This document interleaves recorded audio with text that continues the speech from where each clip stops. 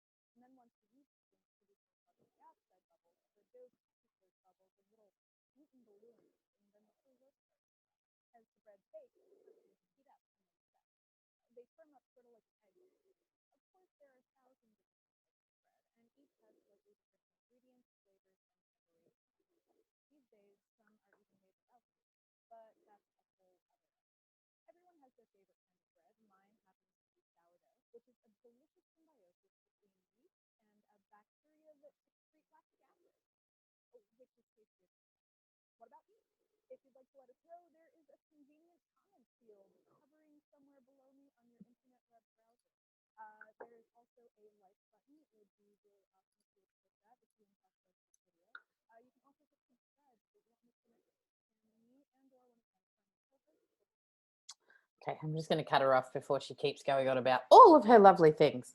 So when we make bread, we talk about one particular part of anaerobic respiration in yeast. And we talk about this bit here. Okay, so bread making has to do with the production of CO2. It's what makes the bread all light and fluffy. It's what gives it the holes in there. It's the yeast in the bread. When you let it rise, what they're doing is they're turning the sugar that you've given them into carbon dioxide and a bit of ethanol. Now, why wouldn't you taste booze in your bread? I'm going to leave that with you, and then I'll ask you that in the Zoom afterwards. Okay, so the first example that we use that we use anaerobic respiration in yeast for, that you will have seen, is bread.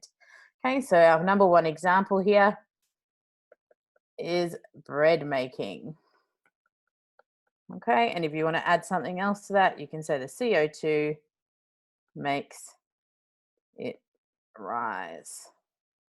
Okay, anaerobic respiration in yeast helps us with bread making. There is one more example that I want us to know about anaerobic respiration in yeast and where we use it. And this one is a little bit more for the 18 pluses. We actually use it in alcohol production. Okay, so in particular, beer is very easy to see this. So we put yeast in our beer, we put in hops, we put in barley, we put in lots of sugar as well.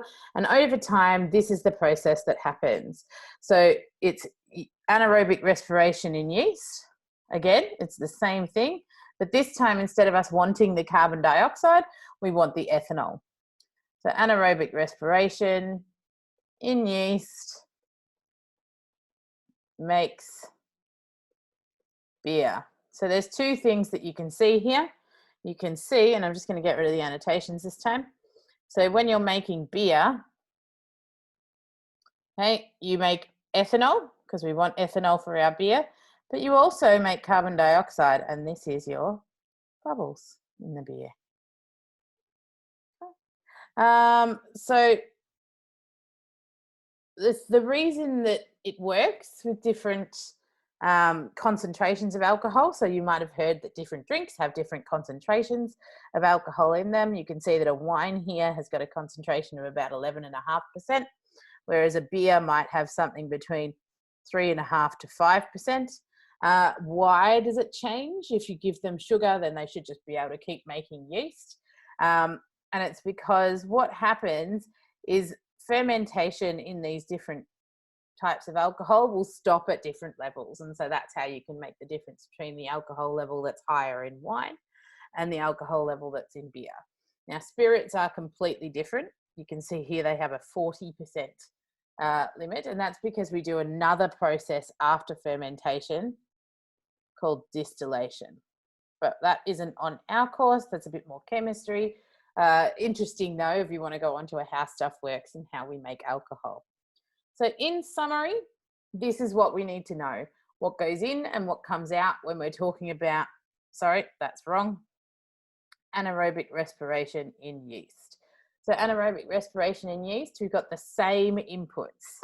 Okay, so these are the same as in animals. We put in glucose, we put in some ADP. Now the reason we do that is because we need to undergo glycolysis. But after we've gone through glycolysis, yeast do something a bit different.